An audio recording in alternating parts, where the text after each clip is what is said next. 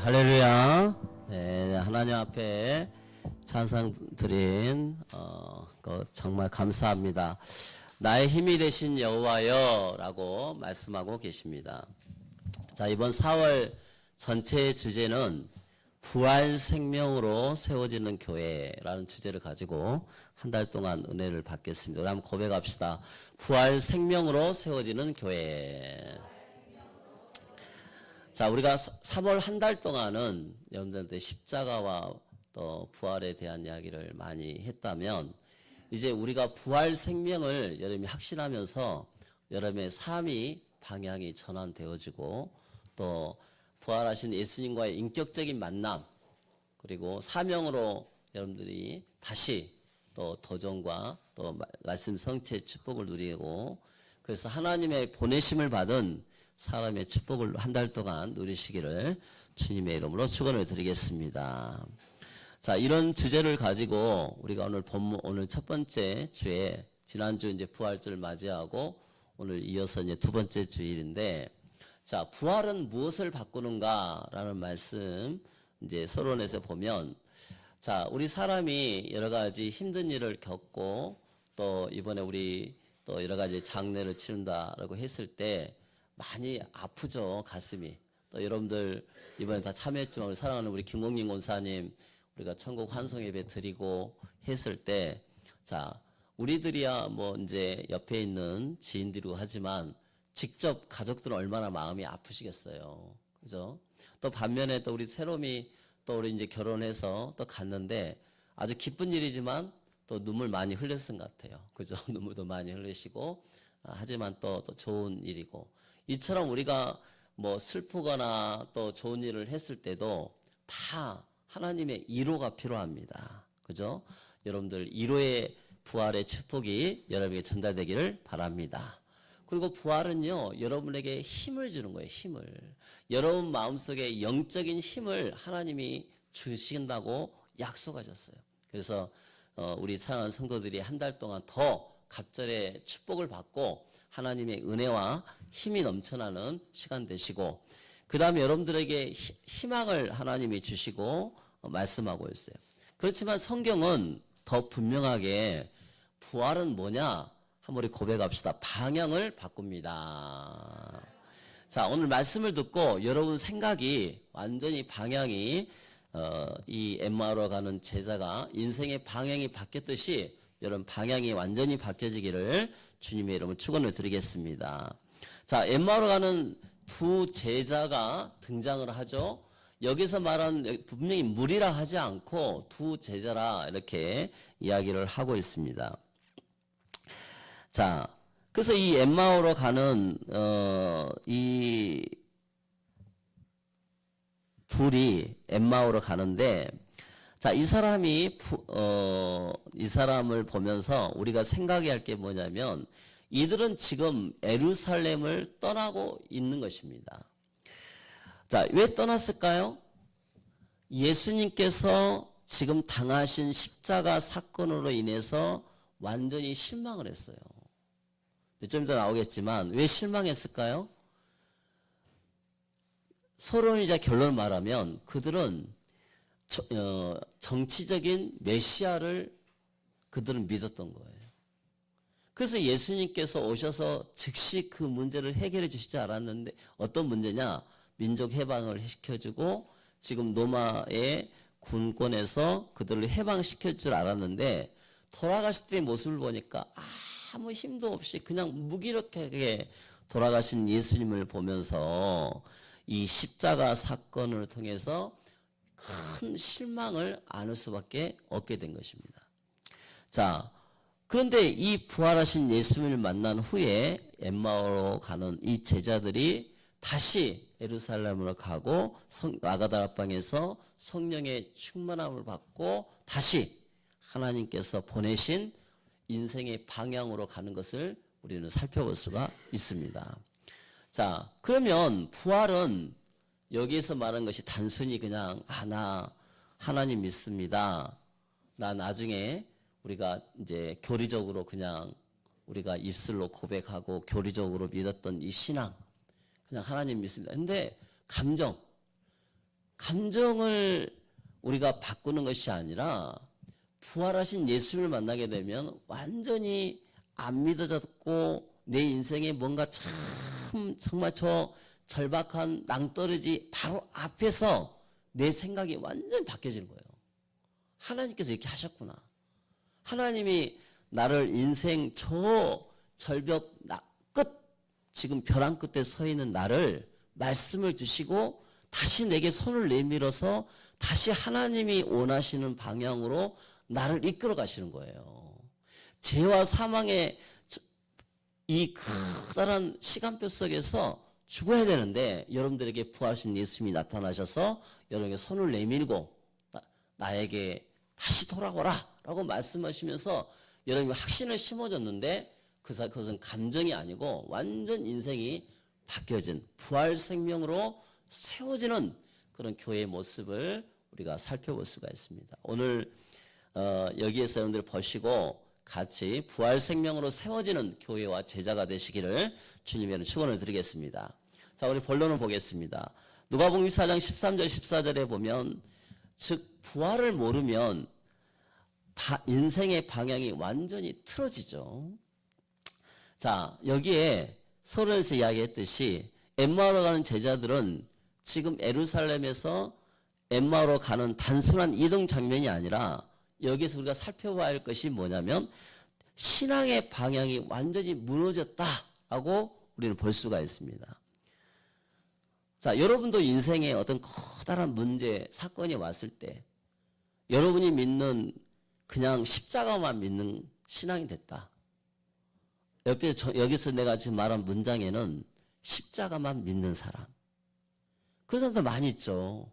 우리는 성삼위 하나님께서 이 땅에 예수 그리스도로 오셔서 예수 그리스도와 십자가, 부활, 이 사실을 믿는 부활 생명으로 세워지는 성도가 돼야 되지 단순히 그냥 종교적인 감정만으로 여러분들이 살 수는 없다는 거죠.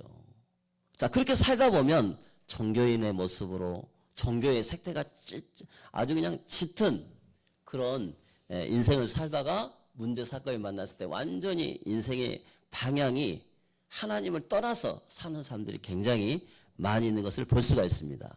자, 오늘 본문의 역사적인 상황적 배경을 좀 더 깊이 보면 여기에서 예루살렘은 지금 어떤 분위기일까요? 자, 여기에서 지금 일어난 사건은 부활 당일날 일어난 사건입니다. 예수님이 십자가에 죽으신 후 3일째 된 예루살렘의 분위기죠. 지금 예루살렘의 분위기는 혼란이 있었어요. 혼란. 그리고 두려움과 그리고 또 실망 속에 빠져버린 그런 상황에 있었습니다. 왜 그럴까요?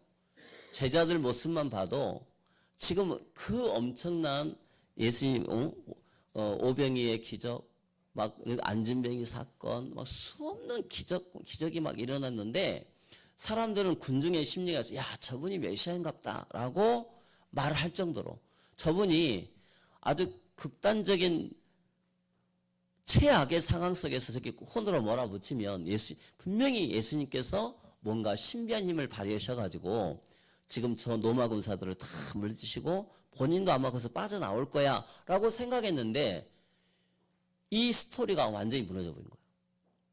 그냥 처참하게 그냥 똑같이 강도들 사형당한 것처럼 너무 처참하게 돌아가시는 마지막 모습을 보면서 아주 혼란, 그리고 또 그 나머지 잔당들을 처리하고는 이 로마 군사들의 포악함에 두려움과 실망성에 빠져버린 상황이 된 것입니다. 여러분, 제자들은 예수님이 죽으신 후에 완전히 무너져 버렸어요. 여러분도 부활하신 예수님을 내가 마음속에 그냥 십자가만 믿는 그런 종교적인 색태가 짙어진 사람들은 사건 문제 속에 인생의 커다란 내가 막 그 낭떠러지 끝에 처할 상황이 되면 다 무너진 사람들이 얼마나 많은지, 우리 주변에 그 사람들 얼마나 많이 있습니까? 그래서 우리가 이 제자들의 모습을 보면서 예수님께서 이들을 지금 찾아오신 내용이 오늘 본문의 말씀입니다. 누가복음 24장 17절 거기 한번 같이 읽어보겠습니다. 시작. 예수께서 이르시되 너희가 길 가면서 서로 주고받고 하는 이야기가 무엇이냐 하시니 두 사람이 슬픈 빛을 띠고 머물러 서더라. 자, 이런 상황에서 예루살렘에 떠나서 지금 엠마오로 가는 이들이었습니다. 이들의 모습은 기쁜 표정이 아니었어요. 거기 나와 있는 것처럼 아주 사실적으로 써놨습니다. 슬픈 빛을 띠고 그랬어요. 야, 사람이 장래가 있으면 아무리 기쁘더라도 슬픈 빛이 탁 와요. 그죠? 그죠? 아니, 사랑하는 자녀의 결혼식에도 기쁜 모습이 있지만, 한편, 그것은 기쁨의 눈물이죠. 근데 여기에서는 사랑하는 예수 그리스도가 지금 돌아가셨다는 소식을 듣고 슬픈 빛을 띠고 그랬어요. 자, 근데 이 슬픈 빛이라는 말 속에는 이 말이 포함되어 있습니다. 소망이 무너진 상태라고 성경은 말하고 있어요. 여러분, 소망이 무너진 상태에 여러분들 극심한 스트레스, 소망이 무너진 상태에 극심한 막 체중이 줄고, 그죠? 막 머리가 막, 원형 탈모가 막 생기고, 여러분 속에 막 실핏줄이 터지고, 그죠? 그런 일들이 막 생길 수 있잖아요. 그래서 그거를 인해서 뭐 어떤 사람은 갑상선에 걸리기도 하고, 어떤 사람은 암에 걸리기도 하고, 막 몸에 후유증이 나타나는 거예요. 자, 그 정도로 소망이 무너진 상태라는 것은 어마어마한 이야기입니다. 그냥 단지 오늘 본문의 말씀이 이렇게 표현해서 그러지, 인생의 슬픈 빛을 띤 사람들이 얼마나 많은지 몰라요. 자, 그런 이들에게 단지 종교적인 색채, 십자가만 믿었던 이 엠마오로 가는 이들에게 예수님이 나타나신 거예요. 근데 여기서 서로 이제 결론은 뭐냐? 이들이 알아봤다, 못 알아봤다? 부활하신 예수님을 몰라봤다는 거예요. 왜 그랬을까요? 종교적인 색채. 십자가만 믿었기 때문에. 예수 그리스도와 십자가의 부활까지 믿어야 되는데 십자가에서 끝이라고 생각했던 이들에게는 슬픈 빛을 갖고 살 수밖에 없게 되는 거예요. 여러분도 마찬가지입니다. 극심한 슬픈 빛을 띄었을 때 여러분 속에 하나님의 계획이 찾아오고 하나님께서는 여러분에게 하나님의 절대 계획을 붙잡으라고 말씀하고 계신 거예요.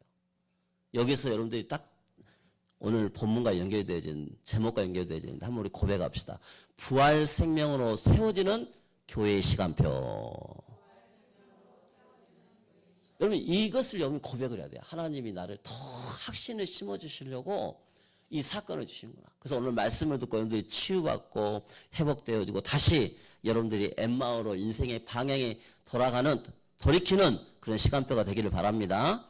자, 엠마오로 가는 길의 의미를 한번 봅시다. 누가복음 24장 13절에 이 사람들이 갔어요. 엠마오는 예루살렘에서 약 11km 떨어진 곳이에요.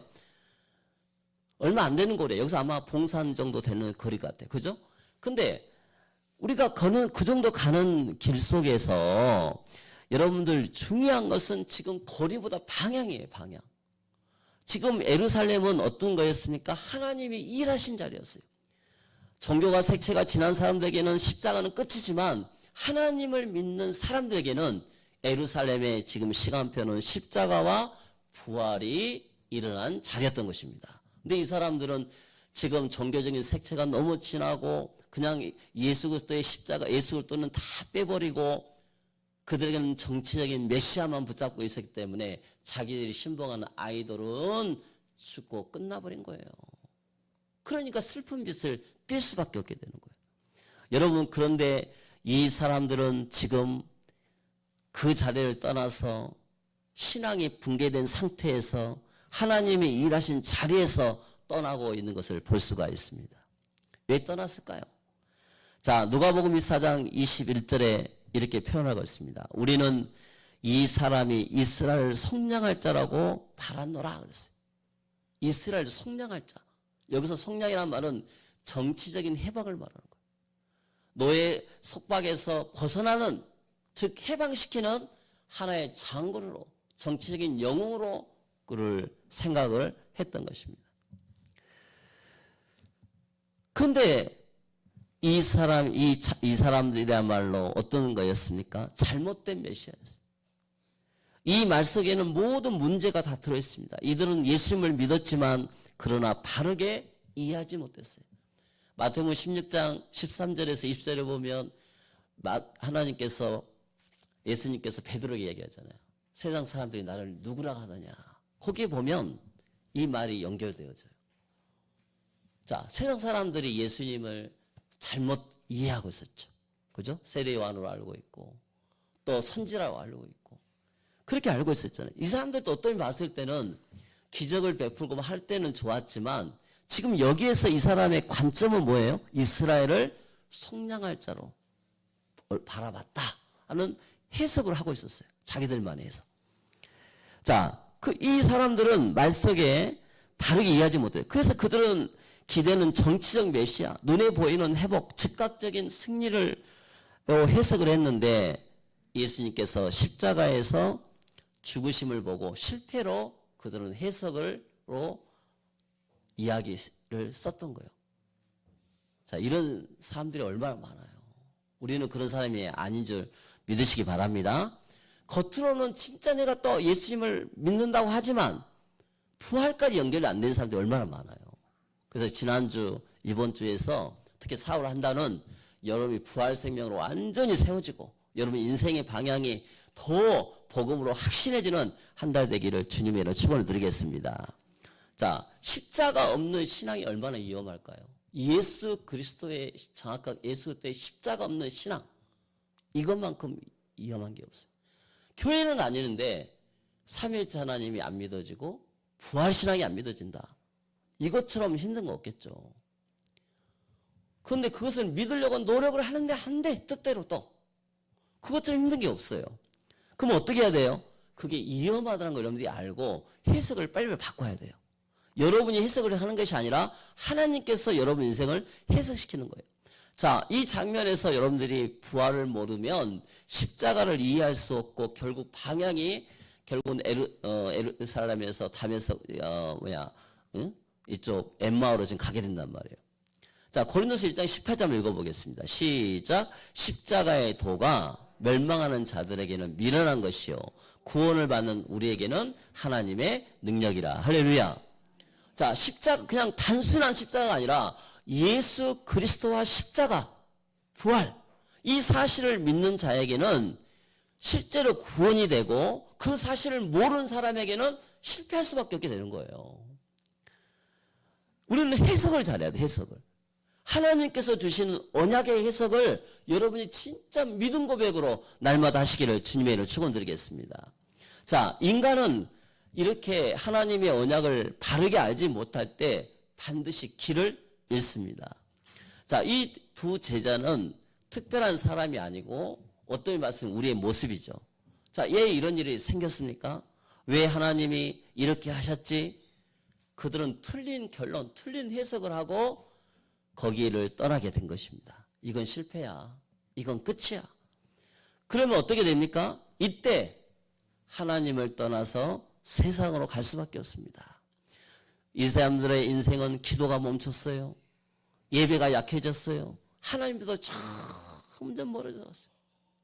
성경 이야기가 전부 그런 이야기입니다. 우리 주변에 우리 청년들 봐보세요. 그런 청년들 얼마나 많이 있습니까? 어제도 어떤 청년이 앞에 나타났어. 이거 보면서 참 마음이 너무 아픈 거예요. 얘도 예전에는 친구 따라서 교회도 오고 막 했는데 친구 따라서 내가 보니까 엠마오. 아휴, 혜리야 이제 좀 예배 좀 이제 축복 좀 누려라. 그런 이야기를 했는데 여러분 우리 주변에 이런 청년들 얼마나 많아요. 엠마오로 가는 제자들. 자, 이런 어른들이 또 얼마나 많아요. 우리 인생이 80이에요. 요즘 100세까지 간다고 하지만 근데 그 사람은 끝이라고 생각하기들. 요즘 젊은 청년들 얼마나 또 우리 요즘 시대에는 우리 한 40대 50대 얼마나 인생 힘들게 삽니까? 오늘 말씀 그대로예요. 그잖아요. 자, 성도들 이런 사람도 얼마나 많이 있습니까? 여러분들은 지금 어디로 가고 있습니까? 하나님을 향하고 있습니까? 아니면 하나님을 떠나서 지금 엠마오로 향해 가고 있습니까? 내 삶에서 십자가를 실패로 해석하고 있는 부분은 여러분 한번 잘 한번 생각해 보시고 십자가를 내가 잘못 해석하면 인생의 방향이 틀려지는 거예요. 교회를 다니는데 단순히 그냥 십자가로만 해석하면 안 된다니까요. 그게 오늘 말씀이에요. 그래서 오늘 제목처럼 부활 생명으로 세워지는 우리 사랑하는 성도가 되시기를 주님의 축원을 드리겠습니다. 자, 이번에 부활을 만나면 해석이 바뀌어요. 누가복음 24장 27절 시작. 이에 모세와 모든 선지자의 글로 시작하여 모든 성경에 쓴 바 자기에 관한 것을 자세히 설명하시니라. 예수님께서 이 엠마오는 제자들에게 조용히 말씀으로 이들의 해석을 바꿔주셨어요. 가치관을 바꾸셨다는 거예요. 이르시되 미련하고 선지자들이 말한 모든 것을 마음에 더디 믿는 자들이 아무리 성경 공부를 해도 안 믿어져. 이 믿는다는 말의 고백은요, 하나님의 역사, 성령의 영역이거든요. 잘 안 믿어져요. 그러면 이 사람들이 안 믿어진다고 하나님 앞에 정말 간절히 기도하면서 왜 그리스도께서 고난을 받고 자기 영광에 들어갈 것이 아니야, 이 부분에서 묵상을 해야 되는데 그냥 안 믿고 지나간 사람들이 얼마나 많은지 몰라요. 이미 구약의 말씀을 인용하면서 하나님은 말씀으로 여러분들 해석을 하셨습니다. 말씀으로 해석하셨다. 얼마나 많이 있어요. 성경은 어떻게 말씀으로 해석을 하십니까? 우리 한번 고백합시다. 그리스도 중심으로 해석합니다. 크게 이제 하나님 나라 중심으로 해석하고 그리스도 중심으로 해석을 해요. 근데 예수님은 그리스도 중심으로 해석을 하셨어요. 성경 해석의 중심은 항상 그리스도입니다. 인간은 스스로 절대 해결할 수가 없어요. 왜냐? 영이 죽었기 때문에 하나님을 만날 수가 없어요. 엠마오로 가는 제자들은 성경은 알고 있었지만 잘못 해석했어요. 그 증거가 그 예수님이 성령할 줄 알았다. 정치적으로 그들을 해방시켰다. 그게 잘못된 해석이죠. 여러분, 문제는 이 사람들의 문제가 아니라 복음을 애곡되게 이해를 했던 거예요.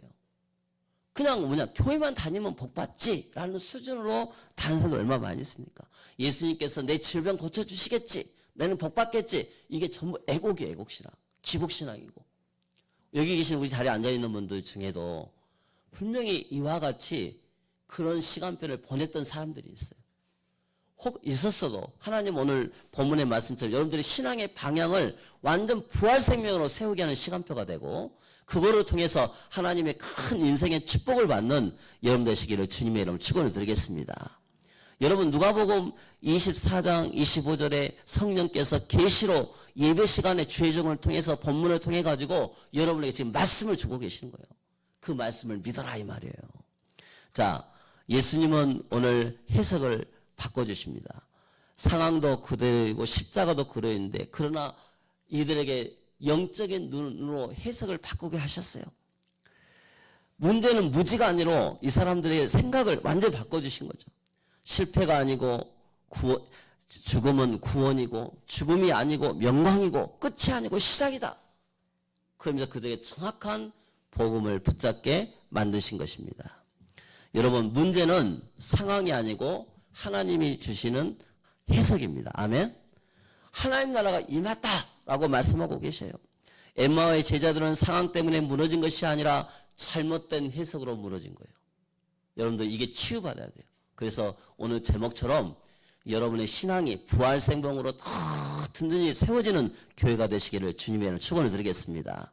오늘 담양에서 그런 이야기 했는데, 여러분들, 우리 사랑하는 성도님들, 여러분들 장남 장손들을 위해서, 여러분들을 위해서 기도하십시오. 여러분이 돌아가실 때 여러분의 영혼은 천국 가지만 여러분의 큰아들, 여러분의 믿음의 자손들이 예수 안 믿으면 또 우상이 또 그곳에, 그 가정에 또 뿌리를 또 내리고 그 속에서 또 계속 합니다. 여러분 자녀들을 위해서 기도하세요. 자녀들을 위해서. 제가 그런 이야기를 했어요. 여러분, 우리 사랑하는 성도님들, 여러분들이 신앙이 잘못되면 여러분 다음 세대 계속 전달됩니다. 그거 무서운 거예요. 여러분들 여기서 빠져나와야 돼요. 여러분, 오늘 누가복음 24장 30절에 예수님께서 이들에게 해석이 바뀌면서 마음이 바뀌신 것까지 볼 수가 있습니다. 24장 30절에 그들과 함께 음식을 잡수실 때 떡을 가지사 축사하시고 떼어 그들에게 주시니 그랬어요. 예수님이 이제 계속 이야기하고 싶으니까 자기 집에 초대해가지고 만찬을 베풉니다. 그러면서 이 장면은 단순히 식사가 아니라 성찬적인 의미를 그들에게 일깨워주는 거예요. 십자가 죽기 전에 이런 자리가 있었잖아요. 그러면 다시 이들에게 말합니다. 떡을 가지사. 제자들이 준비한 자리면 예수님이 중심이셨어요. 그들에게 축사하시고, 이 축사하시라 말은 축복하다. 하나님께 감사하다는 뜻이 있습니다. 이것은 단순한 식사기도가 아니라 하나님의 구속행위에 대한 선언적인 감사예요. 예수님께서 너희들을 행하신 일이 십자가에서 그냥 십자가 진 것이 아니라 예수 그리스도로 세상 죄를 지고 하는 어린 양으로서 너희들에 위해서 피를 흘렸다 하는 의미가 포함되어 있는 것입니다. 여러분, 주신이라는 의미 속에는, 십대어라는 의미 속에는 십자가를 상징하며, 즉 여기서 모임이 아니고 몸입니다. 몸. 그리스도의 몸이 찢어짐을 의미를 하고 있어요. 자, 여기서 주신이라는 말은 단순한 전달이 아니고 은혜의 나눔을 말합니다. 은혜의 나눔. 오늘 우리 예배드리죠. 이와 같은 성찬의 의미가 있어요. 예배 끝나고, 또 여러분들이 예배 끝나고 나면 저서 식사하잖아요. 전부 매주마다 그런 의미가 벌어진 거예요. 누가복음 4장 32절에 자 이랬더니 그때 그 장면이 생각나는 거예요. 예수께서 마지막 만찬 베푸실 때 그 언약이 기쁨과 그 정말 감사가 넘쳤던 그 마지막 만찬이 생각이 난 거예요. 자, 어떻게 밝아서, 그런데 여기서 중요한 거는요, 눈이 밝아져란 말은 무슨 소리냐.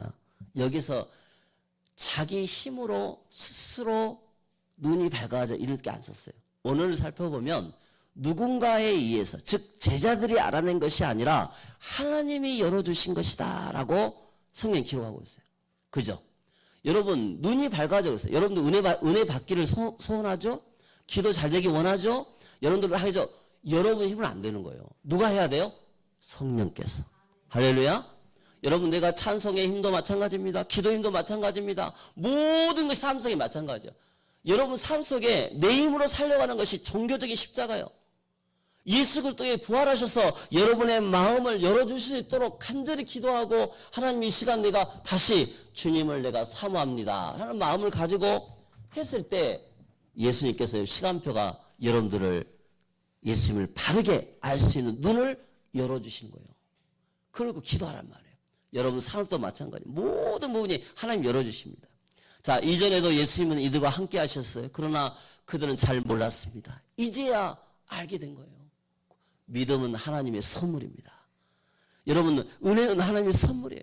오늘 이 시간 성령께서 영적으로 그 사실을 인식하게 만드신 거예요. 인식한 단어가 뭔지 아세요? 여러분 핸드폰 사죠? 핸드폰. 공기가 있어도 그 안에 유심히 들어가야 돼. 그래야 모든 것들이 다 새롭게 되는 거예요. 다 인식이 되죠. 여러분 마음속에 예수 생명, 할렐루야. 여러분 속에 이 뜨거운 하나님이신 말씀으로 말씀이 다 여러분 것으로 되어지게 되는 거예요. 여러분, 그랬더니 예수님이 보이지 않습니다. 왜 사라지셨을까요? 이제는 눈으로 보는 신앙이 아니라 말씀으로 사는 신앙으로 전환시키기 위해서 그런 거예요. 만약에 예수님이 계속 보는 신앙이었다, 우리는 계속 예수님을 보여야지 믿을 거예요. 근데 예수님은 부활로 말씀을 통해서 믿으라고 우리에게 약속하고 계십니다. 여러분들 속에 20장 요한복음 20장 29절 이렇게 이야기하고 계십니다. 보지 못하고 믿는 자들은 더 복되도다. 보지 못하고 믿는 데 복되는 거예요. 오늘 이 시간 2020년을 살고 있는 여러분들 더 복된 줄 믿으시기를 바랍니다. 자, 이처럼 해석은 나의 관점이 아니라 성령께서 선물로 주신 믿음이에요. 믿음. 그래서 예배 시간마다 믿음을 회복해야 돼요. 오늘 살아계신 하나님 앞에 찬양하는 것처럼 믿음을 고백하는 거죠. 누가복음 2장 30절 같이 읽겠습니다. 시작.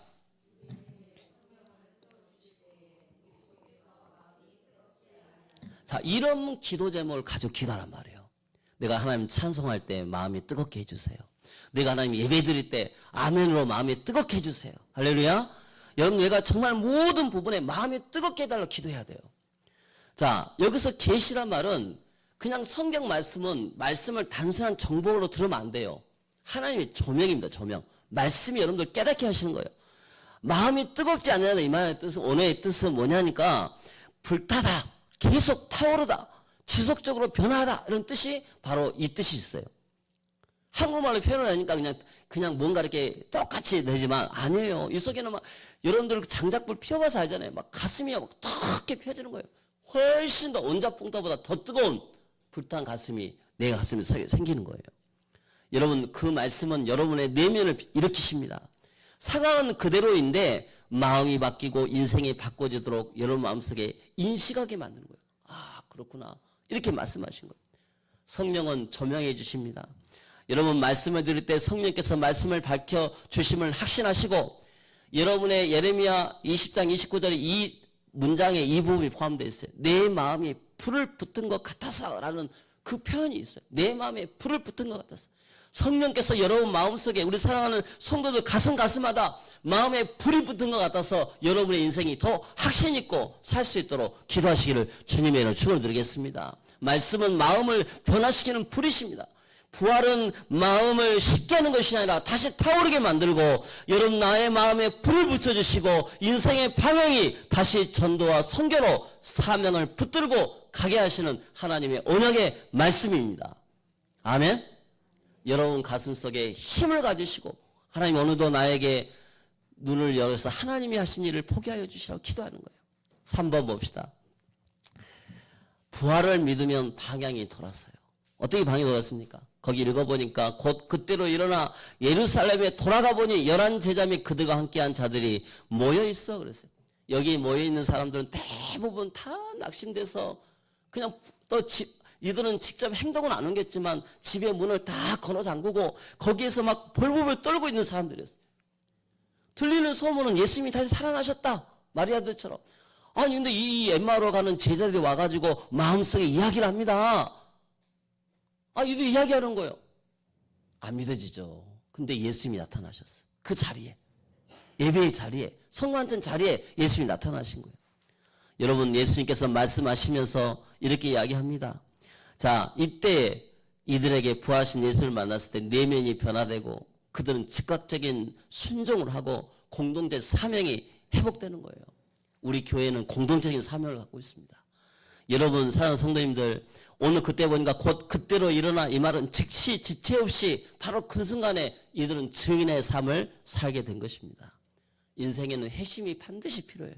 회심이 뭘까요? 즉각성이 있습니다. 결심으로 끝나지 않고 행동으로 나타나요. 자, 우리 한번 고백합시다. 즉각성. 예수님은 여러분 은혜 받잖아요. 미루지 않아요. 여러분 가슴이 즉각적으로 그 부분에 대해서 고백을 할 수 있는 거예요. 참된 믿음은 미루지가 않습니다. 그죠? 미루지가 않아요.